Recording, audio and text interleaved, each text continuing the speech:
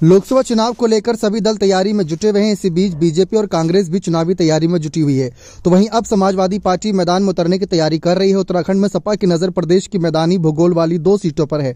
Sapa India गठबंधन के 7 सीटों के बंटवारे के दौरान अपना दाव प्रस्तुत करेगी। उत्तराखंड में सपा 5 सीटों में से 2 सीट लोकसभा की अपने खाते में मांग सकती है। इसको लेकर उत्तराखंड के सपा के नेताओं ने केंद्रीय नेतृत्व से बात की है। उत्तराखंड की हरिद्वार लोकसभा सीट पर 2004 में सपा ने जीत दर्ज की थी। इस सीट पर एक बार फिर से सपा अपने लिए दावेदारी कर सकती है। तो वहीं उत्तराखंड की नैनीताल लोकसभा सीट पर भी अपने दावेदारी जता सकती है। उत्तराखंड के नैनीताल लोकसभा सीट में ही सपा मुखिया अखिलेश यादव की ससुराल भी है। उत्तराखंड के उधम सिंह नगर के कुंडेश्वरी में सपा मुखिया अखिलेश यादव की ससुराल है। इस सीट को भी सपा अपने खाते में मांग सकती है। इसको लेकर चर्चाएं तेज हो रही हैं।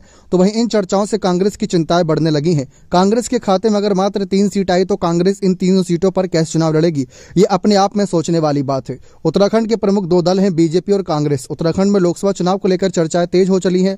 ऐसे में उत्तराखंड के प्रमुख 2 दल बीजेपी और कांग्रेस अभी से चुनाव की तैयारी में जुड़े हुए हैं। तो वहीं इंडिया गठबंधन सीटों के बंटवारे को लेकर बैठक कर रहा है। उत्तराखंड की 5 लोकसभा सीटों में से 2 लोकसभा सीटों पर सपा अपनी दावेदारी कर सकती है। सपा हरिद्वार लोकसभा सीट के लिए अपनी दावेदारी पेश कर सकती है और हरिद्वार का काफी हिस्सा उत्तर प्रदेश की सीमाओं से लगा हुआ है। वहीं उत्तराखंड की दूसरी लोकसभा सीट नैनीताल लोकसभा सीट पर भी सपा अपनी दावेदारी कर सकती है।